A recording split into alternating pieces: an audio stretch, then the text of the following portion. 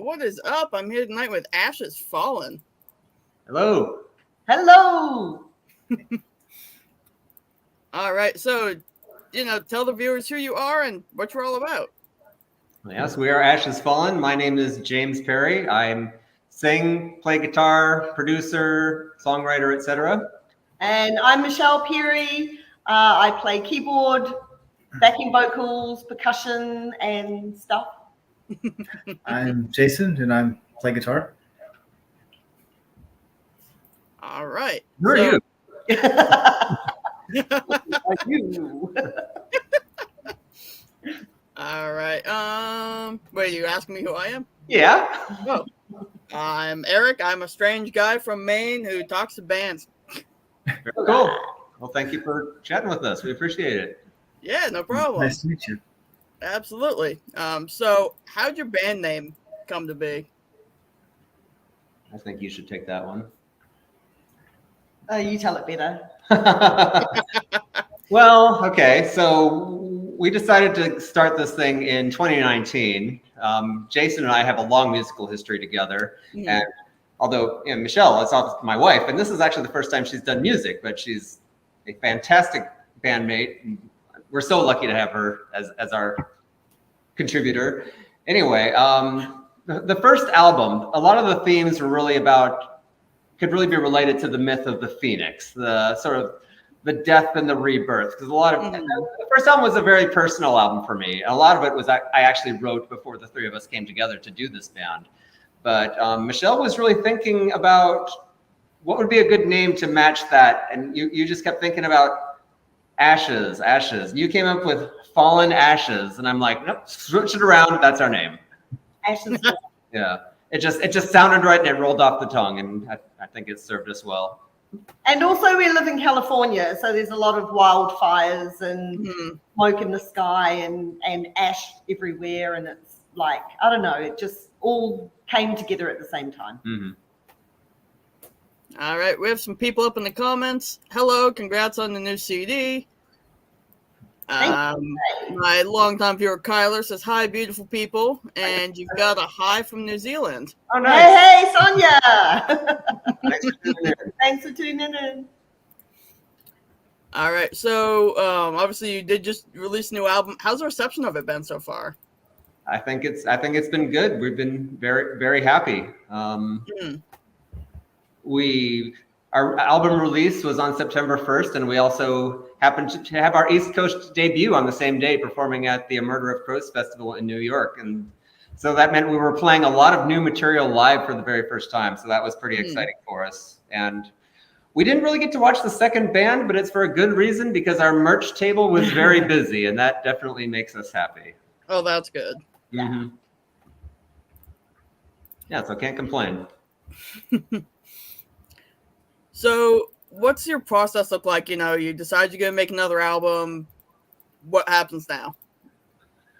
I don't know that that's necessarily how it goes. I think like with the last album, I just started writing. And actually, our two previous albums, we've ended up putting out a couple of singles well before the album comes out, just because we have something new ready. And, it's been a while since the previous album, and it seems like we should get something new out there to keep things going. And then eventually I just experiment around and realize, okay, I've got a bit of a direction now, and it just gradually comes together. We probably would have taken longer on this one, but again, we had this incredible opportunity to perform in New York, and we thought, we've got to get this album out in time for that. I was thinking, well, maybe we should take our time, get some music videos ready, maybe hire a publicist and have a good plan. And you're like, nah, let's get it out there. Sonia says she's proud of you all. Aww. Thank you, Sonia. Thanks, babe. All right. So how did y'all get into making music? Oh, geez. That's between these two. I recruited you. No, you married me. Well, I did marry you, yes. I did marry you, but I mean, when Michelle and I first knew each other, when we first got acquainted on Facebook back in 2008, no, you weren't a musician, but you were very passionate about art and music, and that, we really bonded over music. And I was working on a solo album then, and you were a great sounding board for what I was working on. And that's honestly a big part of her role in the band. Is I'll come up with a song and she might say, not so much of that, but that part's really good. Do more of that. And Sonia will agree from New Zealand that I'm brutally honest. Oh, yes. That's without a doubt. Yeah. Oh, Jason will probably agree too. All with good intentions. Well, with me, I wanted to be a musician from childhood. I grew up in a fairly musical household. My father, his aspiration when he was growing up was to be a classical composer. And we always had classical music playing in the house. And my mother was involved in church music. And so I sang in the little kids choir, and she'd play the organ and the piano. And eventually I discovered MTV and decided I wanted to play electric guitar. And then everything changed from there. Now, what about you, Jason? Yeah, going back to when I was a kid, I was always really into music, and my older brother played guitar. So when I finally turned 10, I thought I was old enough and decided to try playing guitar myself. and it just kind of exploded from there. Never stopped. All right. So how'd you guys develop like the sound that you have for your band? Oh, it's been a bit of a gradual process. Right. Yeah, the first album, again, we'd only just come together as Ash Has Fallen, and it sounds quite a bit different from where we're at now. It was probably a little more metal than our current sound. I mean, yeah, you're more definitely kind of metal. Now you're more like post-punky, goth. Yeah. I mean, metal is definitely a part of, for Jason and me, definitely part of our musical DNA, but that's not really what we're interested in doing. I don't know. I think I've evolved as a singer a fair bit over the last few years as well. But, we just kind of, ultimately, for me at least, it's all about pursuing the sound that's in my head. I'm not necessarily trying to chase a trend or do what everyone else is doing, try to appeal to the masses. For me, it's just, I want to reproduce what's going on in there. Understand. Yeah. I mean, do I want people to enjoy it? Of course. But quite frankly, my motivations for doing this are fairly selfish. I want to make stuff that makes me feel good and that I enjoy and express myself. Yeah, and what I enjoy playing and what Jason enjoys playing as well. So, because we've got quite an eclectic taste between the three of us, all from different backgrounds, and Jason listens to stuff I don't even know. So right. That's good because it means that it comes from all three of us. That's right. I mean, I've worked as a solo artist before, but I love having, the two of you will just put a different spin on things. And like I said, you'll come up, like, we were talking about the song before we started, Remember Who You Are. I had a very different lyrical concept in mind. And you were actually the one that said, no, here's what it should be about. Which, I mean, it was kind of a tangent from where it originally went, but I'm so glad you suggested that because, I mean, I know you love that song, Eric. And it's my favorite song on the album, and I feel like it's maybe one of the most important songs I've ever done. I feel really good about having made it. Yeah, I feel like it's something, anyone who listens to it's going to be able to relate to. I hope so, yeah. Have you had any really weird fan interactions? Like totally off the wall bizarre. No, but I wish we did. I mean, I'm the family archivist of Mila Nurmi, who's Vampira, And the fan base of Vampira is just insane. Yeah. and it's kind of like, whoa, but not for Ashes Fallen yet. Right. Maybe you're lucky in that regard. Yeah. I mean, we're just happy to have fans. That's right. Yeah. However they come. Mm-hmm. Yeah, I mean, just today we've started packaging up and shipping off CDs that people have ordered on Bandcamp. And I'm always so grateful that people actually want to spend money on our music, because the fact of the matter is, you can listen to it for free these days. You can listen to anything for free. And you can listen to anything. You know, people can, I always say, you know, people can watch Queen at Live Aid anytime they want. Mm-hmm. But sometimes people choose to listen to what we created and even give us money for it. That's incredible. And I'm so thankful for that. Yeah, it's a bonus. Money's a bonus. Yeah. It does, you know, we do put a lot of love and energy and money into this thing. So it definitely does feel good to that people are willing to give us money for it. So thank you to our fans. All right, so you said all three of you listened to, you know, some different stuff. You know, each one of you, what would you cite are some of your influences? Jason. Jeez, I don't know. That's so hard because going back like 30 years of music, it's hard to pull specifics when it comes to influences. I'm sorry, my mind's kind of blank right now, James. James, he's well, good at talking. I think for all three of us, one band that we definitely all love is The Cure. Yeah. We actually went to see The Cure together a few months ago. How was it? That was wonderful. Yep. It was absolutely wonderful. I almost decided to go to one of those dates and I didn't. No, I'm kicking myself for it because everyone was saying how great it was. And I'm like, damn it. It really was. Totally worth it. And what we love about The Cure is that every single song is different. Exactly. You know, it's not, you know, it's The Cure, but every song is different. It's got a different tempo. It's got a different pace. It's got a different feel, a different subject matter. Like that. Robert Smith, he knows what he's doing. Mm-hmm. Regardless of what he does, it appeals. So. Your influences? Oh, well, I mean, like I said, I grew up with classical music. I really got into metal in my teenage years, and then I kind of got into punk and various other things. I didn't really discover the goth thing until I was 18 or 19. But yeah, I mean, The Cure, Gary Newman's another act that Michelle and I in particular really love. We were so inspired by his new stuff. I mean, I love the old stuff too, but I mean, he's in his 60s and he's still such a vital songwriter and performer, and his sound is current and he's singing about meaningful things. And we just find that so inspiring. So he's definitely a big one. Killing Joke, The Chameleons, The Damned. Those are influences. Mm-hmm. I'm a bit all over the place. I started out listening to, you know, Duran Duran, etc. in the 80s, but then I was like, oh, The Cure, Echo and the Bunnymen, Psychedelic Furs, The Church.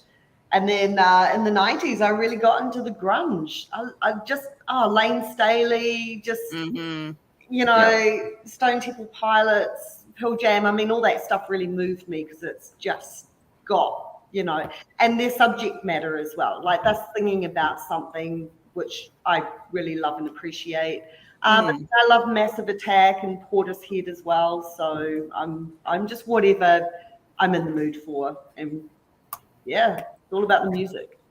It's all about the feels. That's right. Jay says Residents, Dead Kennedys. Oh, I loved the Dead Kennedys growing up. Yeah, I remember the first time I listened to them. I mean, great energy, great musicianship, witty, but intelligent. Yeah, great music. Oh, no, that's one that Snake Finger? Never heard of that one. That's a new one for me as well. Snake Finger. Sonia's asking you about Linkin Park. No. No, Sonia. I went to see Chris Cornell in New Zealand, but he opened for Linkin Park. Oh, okay. I hung around for a couple of songs, but not my thing. Sonia. I'm a 90s kid. I have to love Linkin Park. Yeah. I mean, I appreciate them. Yeah. You thought of anything else, Jason? Or you still kind of blank over there? I'm sorry, what was that? Have you thought of anything else, or is your mind still blank? Well, I mean, I guess going back to like the 90s, yeah, I was into a lot of the goth at that point. Sisters of Mercy and The Shroud were two big favorites back then. After that, I mean, a lot of industrial, Skinny Puppy and Wumpscut. Yes. But I think the last the last decade or so, I've kind of gone back to a lot of guitar-based music. Kind of branching out into shoegaze a lot, Slow Dive and My Bloody Valentine. Those are definitely. Nice. I've heard that Slow Dive is really good. I need to check it out. Yeah, they just had a new album come out. Right. Same day as us, actually. Oh, really? Okay. Same day as us. Now, when Jason and I first met, I think you probably introduced me to Lycia, and we were listening to a lot of the Chameleons back then. Those are both bands that I love and have sort of, kind of helped me shape my sound and my musical vocabulary. And you mentioned Skinny Puppy. Skinny Puppy was definitely the first band that got me into this weird, dark alternative stuff. First time I heard them, I was like, whoa, that's cool. But we've got to say that we all love Iron Maiden. We do. That's one metal band I've never been able to get into. Really? Oh, really? I've listened to their entire catalog and found maybe half a dozen songs I could tolerate. Wow. Oh, wow. Oh, that's good to know. So who is your favorite metal band then? My favorite metal band is Moonspell. Okay. Goth metal from Portugal. I don't know if you're familiar with them or not, but I know the name. I know Moon Sorrow. Do you know Moon Sorrow? yeah, they're good. Yeah, they're great. No, I'm much more into like goth metal, industrial metal. Oh, okay. Not so much on, Iron Maiden. Okay. Bruce is a bit too. Yeah. And I enjoy Opeth a lot. That's one of my favorite bands. Yeah, they're good. Mm. What would you say is someone you'd love to collaborate with? I love collaborating with these two. Well, I know, but like if you guys were to like make a song featuring someone, what would like your dream person be? That's a good one. That's a good question. I've honestly never thought about that. Pondering. You've stumped us, I think. I think you've stumped us. Oh, okay. Well, no, Robert Smith did a thing with churches, right? Right. Yeah. Well, yeah, Robert. If you're listening. Robert, if you're listening, come on my show. Right. Hey, Robert, if you're listening, come on my show. Well, you never know where he may show up. So. Right. He's a good supporter of new music. He is. He is. What would you say the biggest challenge you're facing right now is? Time. Oh, yeah. Okay. You have so many ideas in that head of yours. She's got like 6 music videos for Ashes Fallen fully formed in her head that we just haven't had time to execute. And we've been scrambling so much to book shows and make all the arrangements, get this album done. We're doing all the promotion ourselves. We're largely a DIY outfit. We don't have any management. We don't have a publicist. We need to arrange a photo shoot. That's something we've been talking about. Yeah, but you have to balance it with life. I mean, Jason and I, we've got regular full-time jobs, and Michelle is quite busy with being like she mentioned, the archivist for the Milo Nurmi family estate.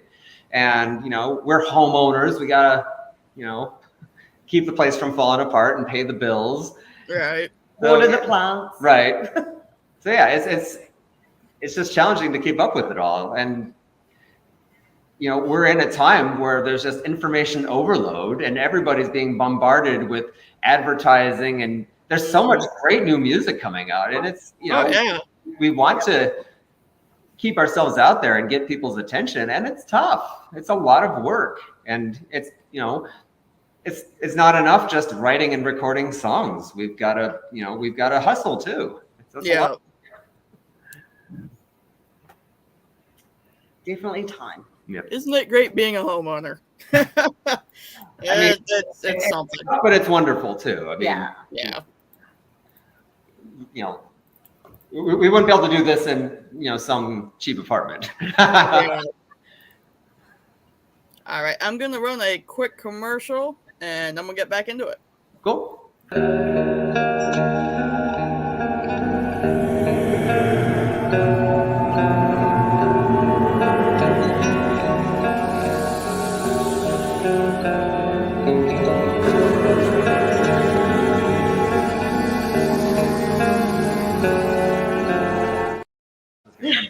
All right.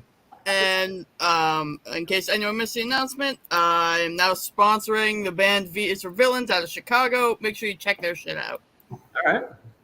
All right. Sonia says that her kids still miss your baking. I think that's directed at me. I would say so. Yes, I used to be a baker. Well, I kind of still am, but I'm not active. But I was Miss T, the Gothic baker.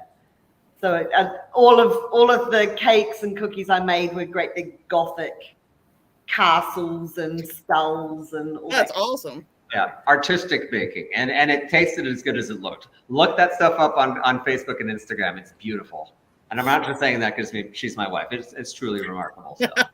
Again, time. Yeah, and with baking and with so many of the things we do with the band, we come up with some very labor-intensive ideas.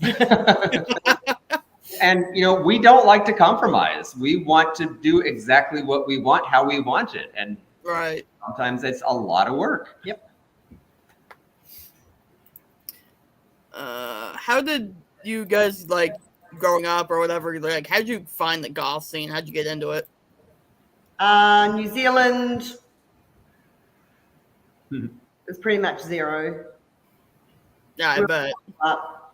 Maybe I was in the wrong time or something. I'm not too sure, but I wasn't in one of the major cities growing up, so it was very, very niche, and so I was the kid in my bedroom with the posters on the wall, listening to the music, door shut, leave me alone. That was kind of me.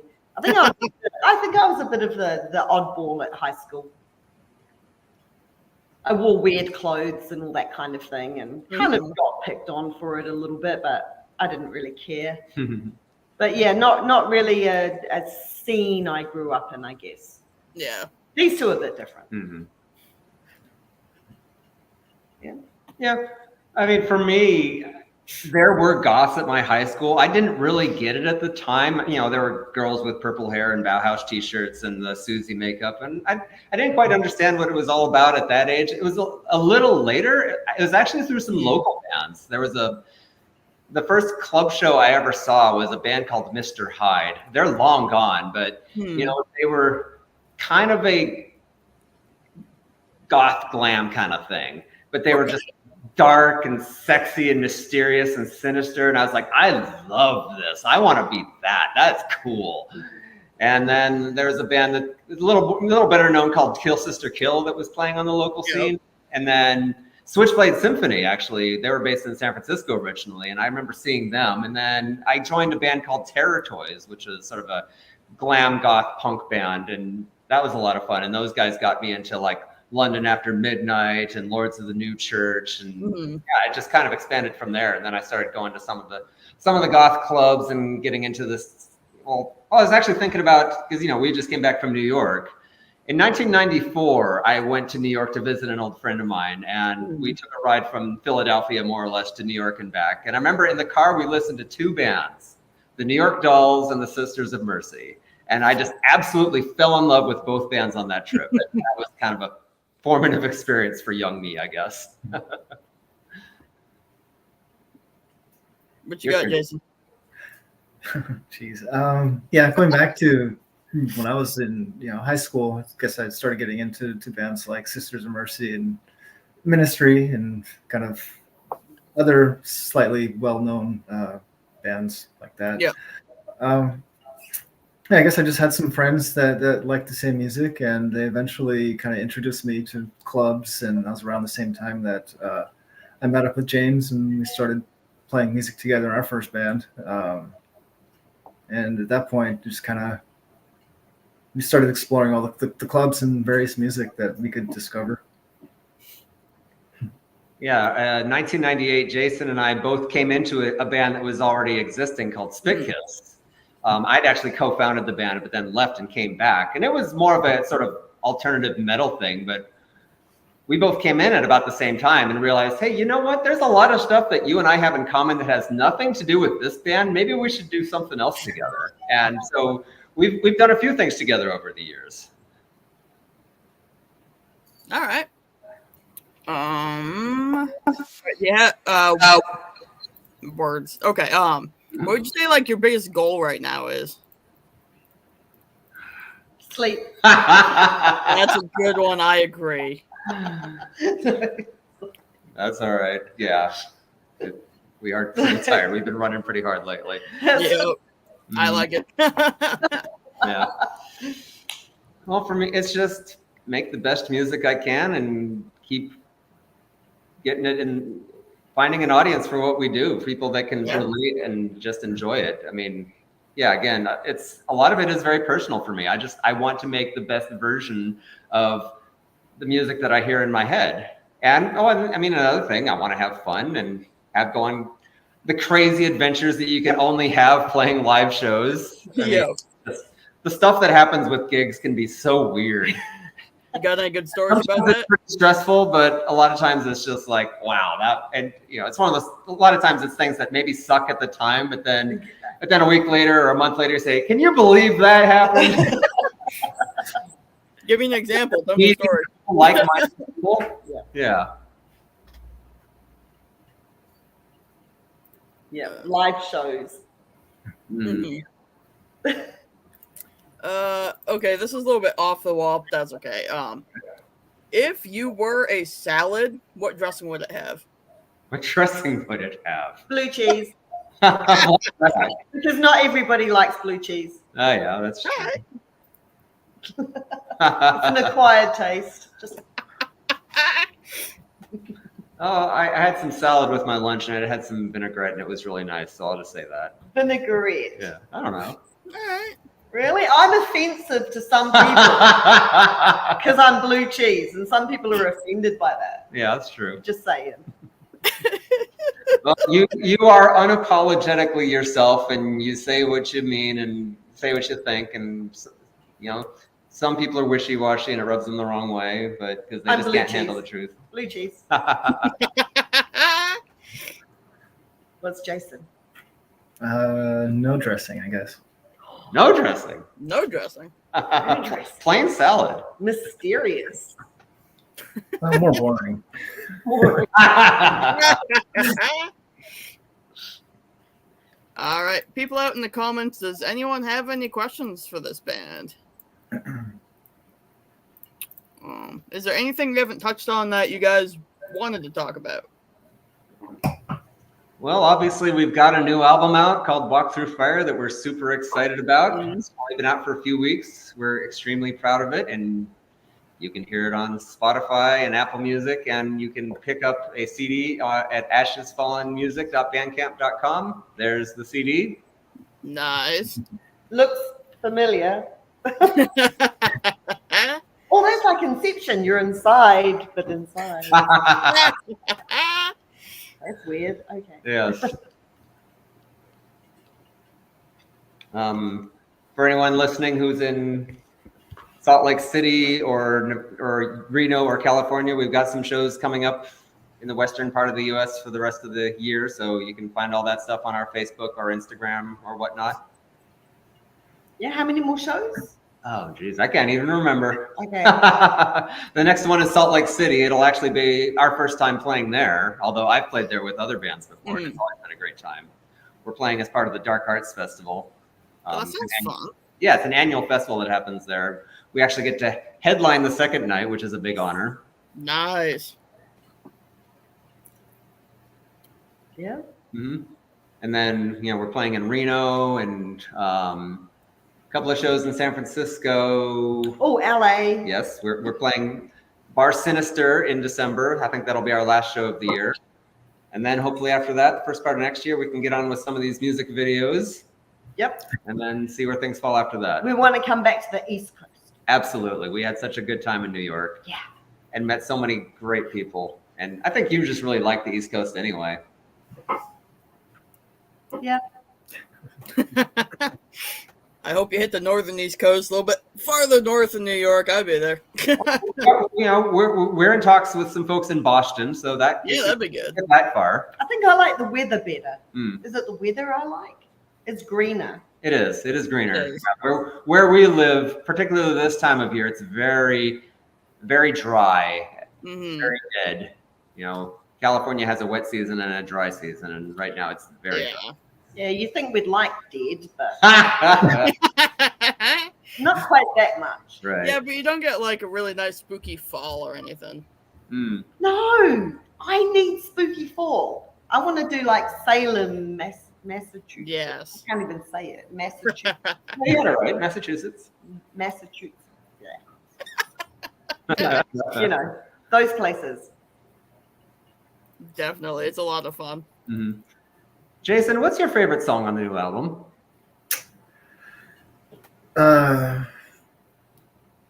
Remember Who You Are? Okay. Yeah, that's huge with everybody Mhm. right now. And The Blood is the Life. Yeah, that one's by far the most popular on Spotify. Well, it's coming up to Halloween. So. Right. Mm-hmm. And your favorite? Are you interviewing me? I am. Reborn in the Cleansing Fire. I don't even know what number it is. I don't have my glasses. I believe it's the third song on the album. And for me, like, I'm gonna go with the majority. It's Remember Who You Are. I mean, I'm proud of everything, but that's the one that means the most to me. Absolutely. Actually, there is somebody I want to shout out about that song. We were doing a show with Aurelio Voltaire. Mm. Everyone knows Aurelio Voltaire. Oh yeah. And he was talking to the audience, and he was talking about bullying and you know, just be proud of who you are, etc. And I was just like, really took that in, and I'm like, you know what, he is so damn right. Mm. You know, and somebody needs to write a song about that. Yeah. James, write a song. We just want to express to everybody who comes to our shows and listens to us, and you know, there's just so much love that they give, and we just want to give that love back. So, All right. we're one and the same. Right. Yeah, I was picked on as a kid. I know what that's like, and it's rough. it is. Mm. Yeah. All right. Well, no one in the comments is having any questions or anything. Unless you got anything else, I guess we'll wrap it up. Nobody wants to know what color underwear I'm wearing. I'm gonna hazard a guess and say they're probably black.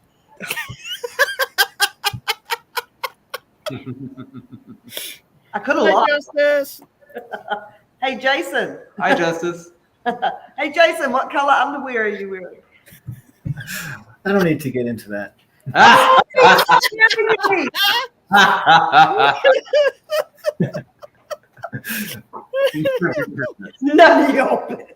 of your business. I want to ask everybody in the comments what color underwear they're wearing. There we go. There we go. Don't be Oh, shy. is that your answer, Justice? You're wearing black underpants? Okay. Black goes with everything. That's right. It does. It does.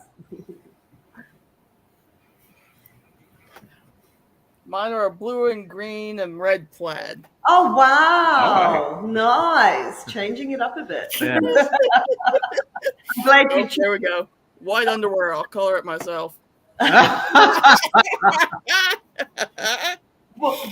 A what? I'll color it myself. Jay. You're right, Justice. Black is slimming. Yes, it is. Yes, it is. Especially when you're standing in front of a black background. It's like, you can't even see me, can you? Right. It's like camouflage. Mhm. You're gonna wear your AstroTurf on these? Oh my goodness, Justin. Okay. AstroTurf? Is that like space weed?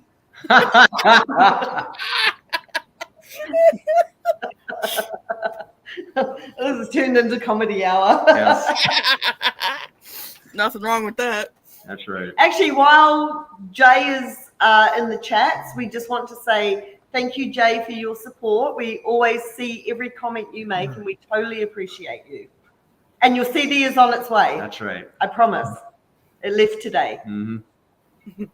So cheers to you, my friend. Yes. Cheers. Jay says somebody. Cyrus is being an ass. Okay. You keep that guy under control. Yes.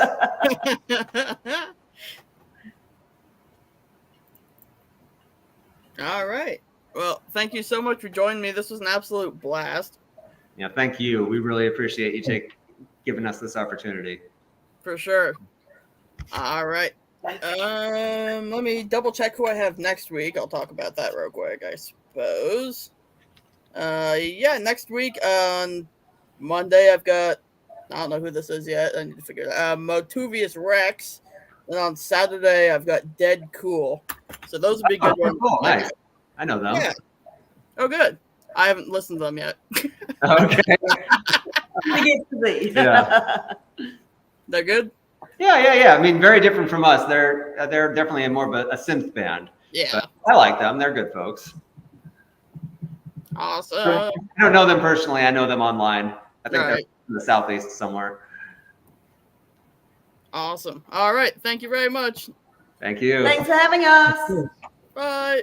Bye. Drop the bass.